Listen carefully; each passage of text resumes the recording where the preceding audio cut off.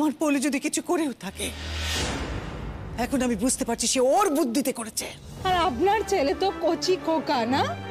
কচি কি না জানি নে, এই কথা আমি মানি। সে আমার স্বভাব পেয়েছে। যে বললুম না তখন, যে যা বলে ভাবি তাই বুঝি সত্যি, তাই বিশ্বাস করে ফেলি। বুঝতেও তো পারি না যে কত লোক মিথ্যে কথা বলে। বুঝেছি, আমি এখন সব বুঝেছি। আমার পলুটার সত্যি বোধহয় তো দোষ ছিল না রে।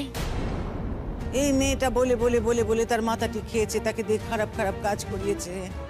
নইলে সে যত খারাপ ছেলেই হোক, বললুম নে, সে তো আমার বৌমাকে কিছুতেই মারতে যেতে পারে না। বুঝলি পরাগ, ও বুঝিয়েছিল তো পলুকে যে তুই আর বৌমা তোরা খারাপ, তোরা এই বাড়ি নিয়ে নিতে চাস। দেখলি তো, এখন তো প্রমাণ হয়ে গেল যে সবার আগে এই বাড়ি দখল করতে চায় ও।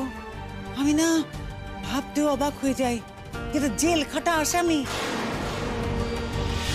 সে কি করে পুলিশের কাছে গিয়ে পুলিশকে বুঝিয়ে তাকে নিয়ে ব্যাংকে গিয়ে আমাদের এই বাড়ি বন্ধক দেওয়া আটকে দেয়। এই মেয়ে, এই কদিন পারবে আটকে দিতে? পারবে না, কোথাও তুমি আমাকে আটকে রাখতে পারবে না। তুমি দেখো না, আমি একজন মহিলা, আমি নিজে হাতে এই বাড়ি বানিয়েছি। আমি জনে জনে গিয়ে দরবার করবো, এই পুলিশের বিরুদ্ধে আমি অভিযোগ করব।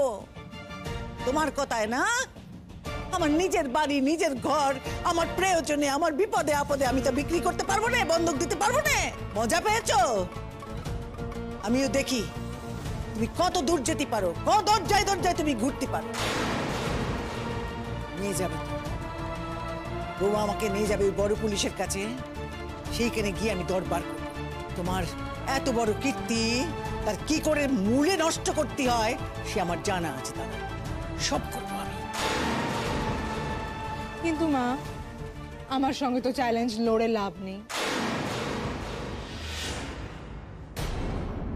চ্যালেঞ্জ?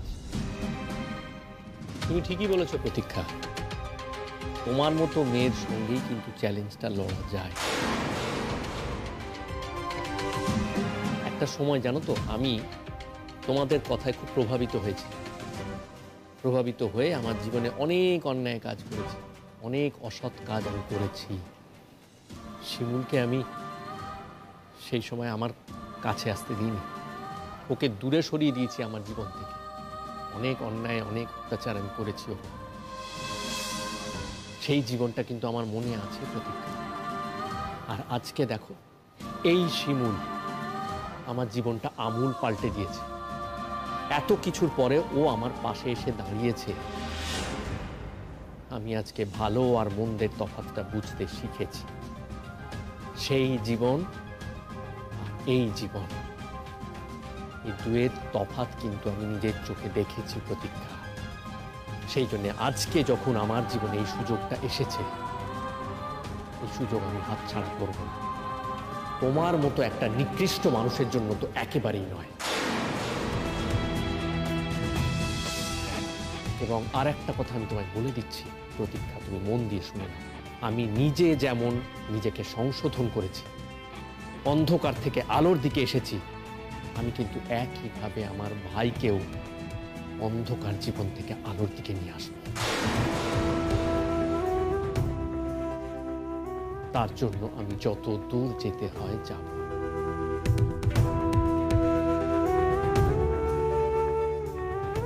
শোনো প্রতীক্ষা, জীবনে তো অনেক পাপ করেছো, আর পাপ না কখনো ঢাকা থাকে না। এই যে তোমার পাপের মুখোশটা, সেটা কিন্তু খুলে গেছে।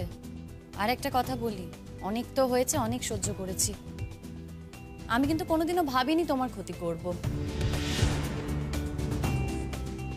কিন্তু আজ আমি শপথ নিচ্ছি, আমি তোমাকে এ বাড়িতে টিকতে দেব না।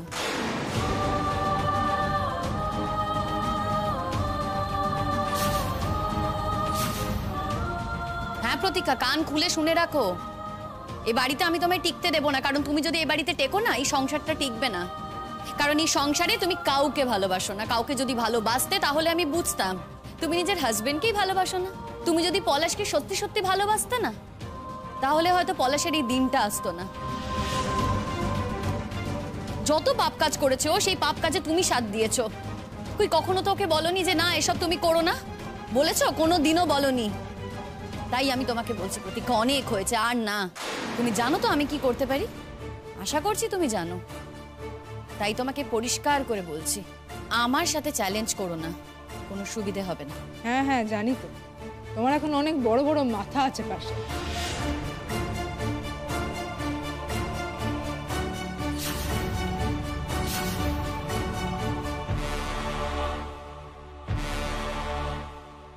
সেটা যদি জেনেই থাকো তাহলে না সংযত হও। এটা না আমার কাছে আশীর্বাদ। হ্যাঁ, অনেক মাথারাই আমার সঙ্গে আছে, আমার পাশে আছে, আর তারা যদি চায় তোমার মতো পাপিকে 2 আঙুলে টিপে মেরে ফেলতে পারে। তাই বলছি সাবধান, আমার সাথে চ্যালেঞ্জ নিও না। লড়াইটা কিন্তু শুরু হয়ে গেল প্রতীক্ষা।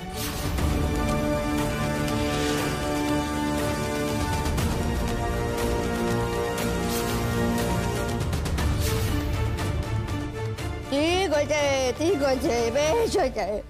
এই যে বল, এই বাড়িটাকে ওকে দূর করে যেত, একদম দূর করে দেয় ওকে বাড়িটাকে। যবে থেকে লোকে যাই বাড়িতে পা রেখেছে তবে নাকি সবাইকে জ্বালিয়ে জ্বালিয়ে শেষ করে চায় এই মেয়েটা। রাক্ষসী একটা রাক্ষসী। আমার ছোট ভাই জীবনটা শেষ করেছে, আমার বড় ভাইটাকে মারার চেষ্টা করেছে, আমার শিবুলকে মারার চেষ্টা করেছে, আমার মা ভাইটাকে মিশিয়ে দিচ্ছে, মন মিশিয়ে দিচ্ছে, সবাইকে জ্বালিয়ে পুরো শেষ করে দিচ্ছে। এখন আমার বটাকেও ও চিন্তা করতে দেখে আমার বটাও বিনা চিকিৎসা মরে যায়। ওকে ক্ষমা করবো আমি, ক্ষমা করবো ওকে, কোনোদিন ক্ষমা করবো না আমি ওকে, কোনোদিন ক্ষমা করবো না, কোনোদিন ভালো হবে না তোর। অনেক টাকা সুযোগ দিতে সবাই, অনেক সুযোগ দিয়েছে। তুমি আমার ভালো মানুষ বউটাকে লাগিয়েছে তো, খেপেছ তুমি ওকে। এবার দেখো তোমার কি দশা, দাঁড়াও ভালো মানুষ খেপা নাকি যারা তুমি এবার বুঝবে। দূর করে তোমাকে বাঁচে খেতে হবে। তুমি দেখো তোমাকে কি অবস্থা তোমার কপালে, তুমি দেখো খালি, তুমি দেখো।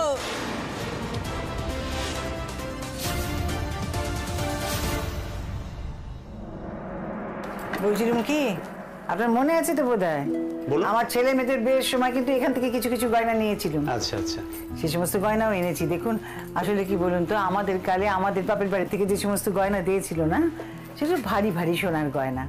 এই কালের গয়না তো এরকম নয়, যেমন আপনার দোকানেরও কিছু কিছু গয়না আছে, আমি সব এনেছি। হ্যাঁ ঠিক আছে, আমার বৌমার গয়না, আমার গয়না, দেখে নিন। আচ্ছা আপনারা এত গয়না বন্ধক দিচ্ছেন কেন, কি ব্যাপার, বাড়িতে কি হয়েছে?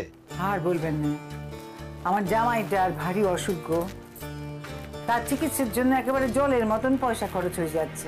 মানে আমি কিছু কুল কিনারা করতে পারছি না তো, তাই ভাবলাম এই সমস্ত গয়নাগাটি সোনা দানা রাখাই বিপদের দিনে বন্ধক দেওয়ার জন্য, সেই জন্যই নিয়ে এলুম আর কি। জামাই যখন ভালো হয়ে যাবে তখন এসে ছাড়িয়ে নেবো, কেমন? বলছি দেখুন, এই যে এখানে গয়নাগুলো রেখেছি, একটু দেখে বলুন না কত কি হতে পারে। ঠিক আছে, এইগুলো একটু ওজন করে দেখো তো কত আছে। কেন ধরো।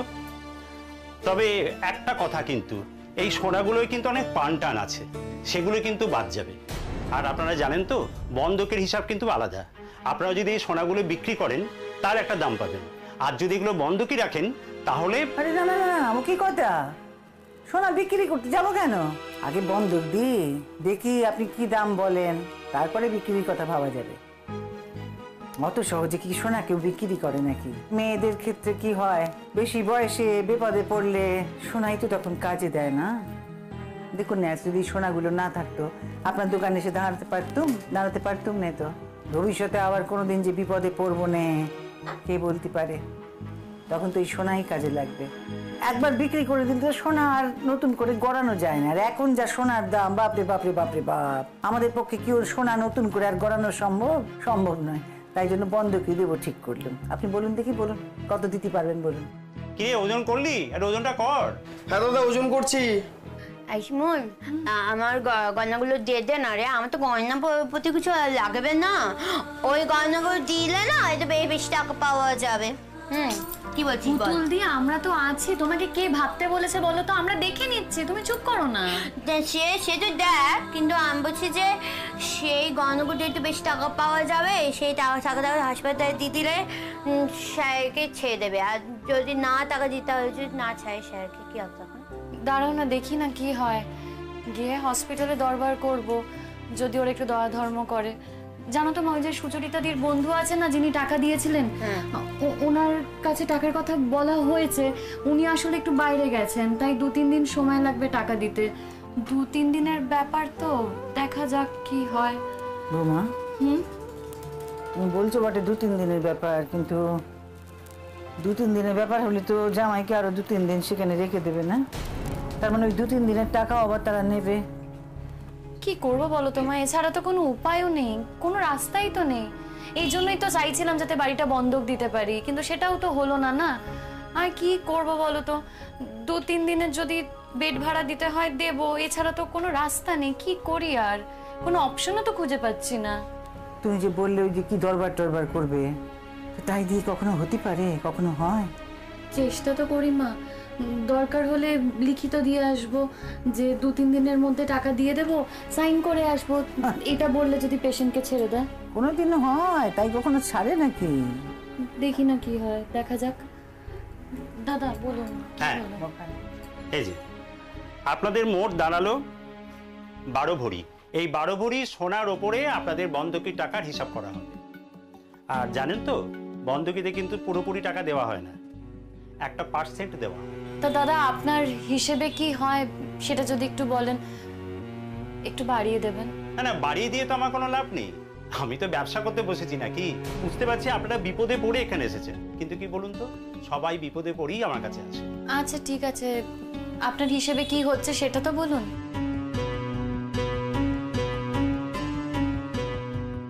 কত আর হবে, বড় জোর 3 লাখ হবে। মাত্র 3 লাখ টাকা?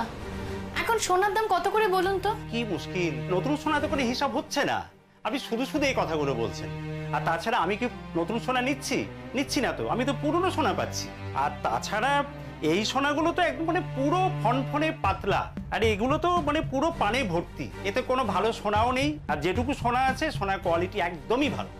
সেই তো, যে একটু আগে আপনি বললেন না ব্যবসা করতে বসেছেন, ঠিকই তো। আপনাদের ব্যবসা, আপনারা তো এরকম বলবেনই যে পিনপিনে গয়না, পাতলা গয়না, সোনা ভালো নয়। আমরাও তো কোনো না কোনো দোকান থেকে এই সমস্ত কিনেছি। তা আমরা যাদের কাছে কিনেছি তারা সবসময় বলেছে সোনা ভালো, তার জন্য যা দাম তারা আমাদের কাছে চেয়েছে, আমাদের তো তাই দিতে হয়েছে।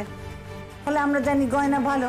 এই দেখুন না, আপনাকে বললুম না, আপনার দোকান থেকে আমার ছেলে মেয়ের বিয়ের সময় গয়নাগুলো যে কিনেছিলাম, সেই গয়নাও তো আছে এর মধ্যে। আপনি যদি বলেন সে সমস্ত গয়না ফিনফিনে গয়না, তাহলে কি করে হয় বলুন? আর একটা কথা বলি, এখানে যা গয়না আছে না, কিছু কিছু আমার মায়ের পুরনো গয়নাও আছে।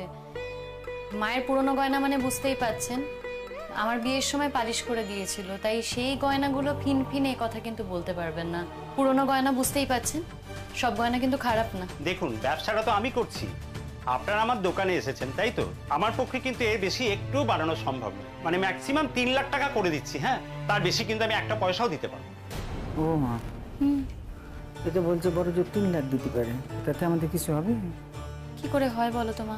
বাইরে থেকে 11 লাখ টাকা জোগাড় করতে পেরেছি, আর স্কুল থেকে 2 লাখ টাকা পেয়েছি। 11 আর 2 13, আর এইদিকে পুতুল দিয়ে গান গিয়ে ওই 1 লাখ টাকার একটু বেশি আর কি জোগাড় করেছে। এখন হসপিটালে কত বিল হবে, কি হবে, কিছুই তো বুঝতে পারছি না। অনেক টাকার ব্যাপার। সুচরিতাদির বন্ধু টাকা দেবে বলেছে, কিন্তু উনিও তো বাইরে গেছেন। যবে ফিরবে তবে টাকা পাবো, তার আগে তো কিছুই পাবো না। তাহলে একটা কাজ করতে পারি আমরা, পুতুলের শ্বশুরবাড়িতে গিয়ে কথা বলতে হবে।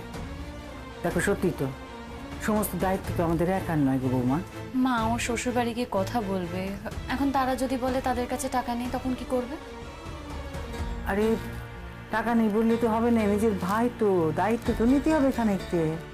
শিমুল, আমাকে স্যার বলেছিল না যে স্যারের ব্যাংকের টাকা আছে, আর ওই চেকবুক বাড়িতে আছে না, ওই বইটা নিয়ে এসে টাকা তুললে হয়ে যাবে। স্যারকে দিয়ে সই করানি। পুতুল দি, এখন তোমাদের বাড়িতে গিয়ে চেক বই কোথায় আছে, কোথায় রাখা কিছুই তো জানি না, আর এইভাবে গিয়ে চেক বই নিয়ে আসা উচিত হবে বলো তো? ও কি কথা বৌমা, উচিত হবে না এই করে করে তো অনেকদিন হলো। কি উচিত হবে না? তুমি এক কাজ করে দেখি, তাদের সঙ্গে কথা বলো, তাদেরকে সমস্ত ব্যাপারটা বুঝিয়ে টুজিয়ে বলো। ওই দাদাটার সঙ্গে কথা বলো, হ্যাঁ তাকেই বলো বুঝিয়ে টুজিয়ে যে আমরা এরকম মতান্তরে পড়েছি, তো সেই যেন চেক বইটা তোমাকে দিয়ে যায়। আচ্ছা ধরো দিল, কিন্তু তাদের কাছে অতটা টাকা আছে কিনা সেটাই বা জানবো কি করে? হসপিটালে কি বিল হবে সেই টাকা ওদের কাছেও আছে কিনা সেটা তো জানি না মা। সেই তো কি আতান্তরে পড়লুম বলো দেখি। হ্যাঁ বলি কি আর একটু বাড়ানো যায় না? কি বলি বলুন তো? ঠিক আছে, এত করে বলছেন, আমি আরো 50,000 টাকা বাড়িয়ে দিচ্ছি। বলছি শুনুন না, ওটা 1,00,000 টাকা করা যায় না? হ্যাঁ না বৌমা, তা হবে না। যেটা হবার নয় সেটা কিছুতেই হবে না। আচ্ছা, আপনারা চা খাবেন? আরে দৌড় চা খাবে, চা খাওয়ার মেজাজ মাথা এখন নেই গো। হাসপাতালে যেতে হবে বুঝলেন না, অনেকগুলো টাকার দরকার, সেই টাকা নিয়ে গেলে তবে তারা আমার জামাইকে ছাড়বে। বলি কি একটু বাড়িয়ে দিন, দেখুন কত দিনের চেনা জানা, কত দিনের সম্পর্ক না আমাদের, এইটুকু সাহায্য তো করতেই পারেন না। কতখানি বিপদে পড়লে বাড়ির মেয়েরা নিজেদের গায়ের গয়না তাই নিয়ে বন্দুক দিতে আসে, বোঝেন? কতখানি বিপদে পড়লে বাড়ির মেয়ে বউরা লাজ লজ্জা সব ছেড়ে সোনার দোকানে এসে এইভাবে বিক্রি পানা করে, বোঝেন না? আপনিও তো গেরস্ত মানুষ। মাসিমা, আমার কিছু করার নেই, আমার কিচ্ছু করার নেই। আপনি পারবেন, ঠিক পারবেন, করে দিন না 1,00,000 টাকা, খুব উপকার হয়। দেখুন না। কি বলি বলুন তো, আমার কোনো লাভ থাকবে না। ঠিক আছে, আপনারা যখন এত করে বলছেন, আমি আরো 50,000 বাড়িয়ে দিলাম। আমি পুরোপুরি 4,00,000 টাকা দেবো। কিন্তু এই ওইটা লিখে রাখ, আর ওই 4,00,000 টাকা লিখে রাখ, 12 ভরি সোনা ওইটা লেখ। আর একটা কথা, মাসে মাসে সুদটা কিন্তু দিয়ে যেতে হবে, জানেন তো? আমি কাগজে লিখে দিচ্ছি আপনাদের মাসে কত কত সুদ দিতে হবে। ঠিক আছে? ঠিক আছে। বৌমা, মাসে মাসে কতগুলো টাকা করে সুদ দিতে হবে সেটা আমরা দেবো কোত্থেকে? পারবে তো? পারবো মা, আমি তো স্কুলে কাজ করি, ঠিক দিয়ে দিতে পারবো। হ্যাঁ, আমি একটা কথা বলি মা। শিমুল, তুই তো চিন্তা করিস না। হ্যাঁ, আমার ছেলে সুস্থ হলে সব টাকা শোধ করে দেবে। আমার ছেলে তো জানিসই, কারোর টাকা না পছন্দ করে না। আচ্ছা হয়েছে, চুপ করো দেখি। তুমি এখন সব জেনে বসে আছো একেবারে, না? কে কত টাকা পারবে দিতে, কে পারবে নে, পুলি কোথা থেকে দেবে? মানুষটা বিছানায় পড়ে আছে, সেরে সুরে উঠবে, সময় লাগবে, তারপরে সে কাজে যোগ দেবে, তারপরে তো সে টাকা রোজগার করে দেবে। সব কথায় পটর পটর করো নেই মা। আশ্চর্য মানুষ। ছাড়ো না মা, পুতুল দিকে কেন বলছো বলো তো? আরে ক টাকা রোজগার করেছে সে এখন পর্যন্ত? এই তো বয়স, এখন তাকে সে এসে টাকা দেবে, সে এসে টাকা দেবে বললি হয়? ও বেচারিও তো চেষ্টা করছে ওর স্বামীর জন্য, ও আর কি করবে বলো তো? ও তো ওর মতো করে দেখছে। হসপিটালে এখনো যে কত টাকা বিল হবে সেটাই তো বুঝতে পারছি না, কত টাকা বাকি আছে, কোথা থেকে যে কি করব কিছুই বুঝতে পারছি না। এই যে, হ্যাঁ, আপনাদের প্রতি মাসে কত করে দিতে হবে, আপনাদের কতটা সোনা জমা থাকলো এবং কি হারে সুদ দিচ্ছেন, সব কিছু এখানে লিখে দিয়েছি। এই নিন। আর একটা কথা, এখন আমার কাছে অতগুলো টাকা একসাথে কিন্তু নেই। কি কথা? আমি কিছুটা টাকা এখন দিচ্ছি আর বাকিটা কালকে দিয়ে দেবো, কেমন? না দাদা, এরকম বলে হবে না। বুঝতে পারছেন তো, হসপিটালে টাকা দিতে হবে, বিপদে পড়েই তো আপনার কাছে এসেছি দাদা। আজকে পুরো টাকাটাই দিতে হবে, না হলে কিন্তু হসপিটালে আমরা পেমেন্ট করতে পারবো না। প্লিজ দাদা একটু দেখুন। কি যে মুশকিলে ফেললেন না। আচ্ছা দাঁড়ান, দেখছি দেখছি। হ্যাঁ দেখুন দেখুন। এই নিন, এখানে কিন্তু পুরো টাকাটাই আছে, গুনে নেবেন দয়া করে, কেমন? থ্যাংক ইউ দাদা, থ্যাংক ইউ। দেখি পুতুল একটু সরো। দেখো তো মা, ভালো করে গুনে নাও।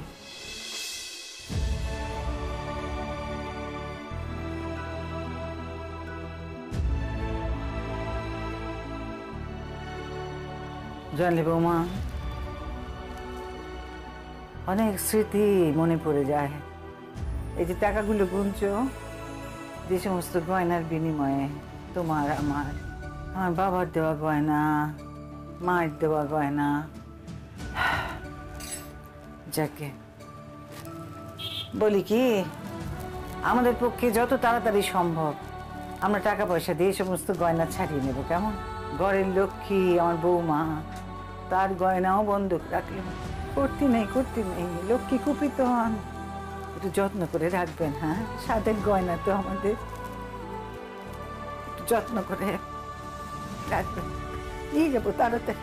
আরে আপনাদের গহনা আপনাদেরই থাকবে, কিচ্ছু হবে না। তবে একটা কথা বলি, এই গহনা কিন্তু আপনাকে নির্দিষ্ট টাইমের মধ্যে ছাড়িয়ে নিতে হবে। আর যদি সেটা না পারেন তাহলে কিন্তু গহনাগুলো তামাদি হয়ে যাবে, তার মানে আমার হয়ে যাবে। আরে বাপু, বললুম তো সময় মতন এসে সব টাকা দিয়ে গয়না নিয়ে যাব। হ্যাঁ, যতদিন ছাড়াতে না পারছেন ততদিন কিন্তু মাসে মাসে সুদগুলো দিয়ে যাবেন মনে করে। মা চলো। দাদা, আপনার তো সব কথাই শুনেছি। আপনি যা যা শর্ত দিয়েছেন সেই শর্ত অনুযায়ী আপনাকে গয়নাগুলো দিয়ে গেছি। আপনি সুদের জন্য ভাববেন না, ঠিক সময় আপনাকে টাকাগুলো দিয়ে যাব। আর জানেন তো এই গয়নাগুলো আমাদের খুব ভালোবাসার, আর এই গয়নাগুলোর মধ্যে আমাদের অনেক কাছের মানুষের স্মৃতি আছে। হ্যাঁ, ভবিষ্যতে হয়তো দরকার পড়লে আমরা গয়না গড়াতে পারবো, কিন্তু এই মানুষের স্মৃতি সেগুলো তো আর ফিরে আসবে না। তাই এই গয়নাগুলো যত তাড়াতাড়ি সম্ভব আমরা ছাড়িয়ে নিয়ে যাব। আপনি ভাববেন না, নিজেদের গরজেই ছাড়িয়ে নিয়ে যাব। আসি, ধন্যবাদ। আমরা তীর্থ চ্যাটার্জি বাড়ির লোক। আপনাদের এখান থেকে ফোন এসেছিল যে আপনারা পেশেন্টকে ডিসচার্জ করে দেবেন। বলা হয়েছিল যে পেশেন্ট নাকি এখন একটু বেটার আছে, তাই বাকি টেক কেয়ার আমরা বাড়িতে নিয়ে গিয়ে করব। আজকে ডিসচার্জ করে দেবেন তো? শুনছেন, বলছিলাম যে আমরা অনেক দূর থেকে গাড়ি ভাড়া করে এসেছি তো, আমার জামাইকে মানে ওই আপনাদের পেশেন্টকে পুরো রাস্তাটাই তো গাড়ি করে নিয়ে যেতে হবে, তো আজকে আপনারা ছাড়বেন তো? বলছিলাম কি যে আমি একটুখানি দেখে আসি একটু স্যারকে ও সব ঠিকঠাক হয়েছে কিনা। দাঁড়াও, ছেড়ে দেবে। বলছি আমাদের সব গোছগাছ করা আছে, আপনারা চাইলে আজকে পেশেন্টকে নিয়ে যেতে পারেন। তা না হলে শুধু শুধু চার্জ বাড়বে। বেড রেন্ট তো আছেই, তাছাড়া মিনিমাম যে খরচাগুলো সেগুলোও লাগবে। না না, আমরা আজই নিয়ে যেতে চাই, আমরা রেডি হয়ে এসেছি। ঠিক আছে, আপনি একটা কাজ করুন, যা ডিউ আছে সেগুলো ক্লিয়ার করে দিন, আমি বিলটা রেডি করে দিচ্ছি। বলছি একটা না কথা ছিল আপনার সাথে। হ্যাঁ বলুন। বলছি আপনারা তো অনেকগুলো টাকাই চার্জ করেছেন, তার মধ্যে থেকে না কিছু সামান্য টাকা, খুবই সামান্য 7 লাখ টাকা মতো আমরা অ্যারেঞ্জ করতে পারিনি। 3 দিনের মধ্যে আমরা টাকাটা দিয়ে যাব। তার জন্য কি করতে হবে আমাদেরকে বলুন, আমরা করে দেব। যেখানে যা লিখতে হবে, সাইন করতে হবে, সব করে দেব। একটু দেখুন না প্লিজ, কি করা যায়। হসপিটালে তো এরকম নিয়ম হয় না ম্যাম, আপনাকে পুরো ডিউটা ক্লিয়ার করেই পেশেন্টকে নিয়ে যেতে হবে। আর আপনাদের বিল হয়েছে 25 লক্ষ টাকা। কি বলছেন বলুন তো? এই কদিনে 25 লাখ টাকা? দেখুন, আপনার এই কদিনে যেটা চার্জ করছেন সেটা কিন্তু অস্বাভাবিক। একজন সাধারণ মধ্যবিত্ত ফ্যামিলির পক্ষে এতগুলো টাকা দেওয়া কি করে সম্ভব? সেটা তো আমাদের জানার কথা নয়, আপনারা সব জেনেই এখানে ভর্তি করেছেন। আপনাদেরকে পুরোটা ক্লিয়ার করতে হবে, তারপরে পেশেন্টকে নিয়ে যেতে পারবেন, নয়তো আমরা ছাড়তে পারবো না।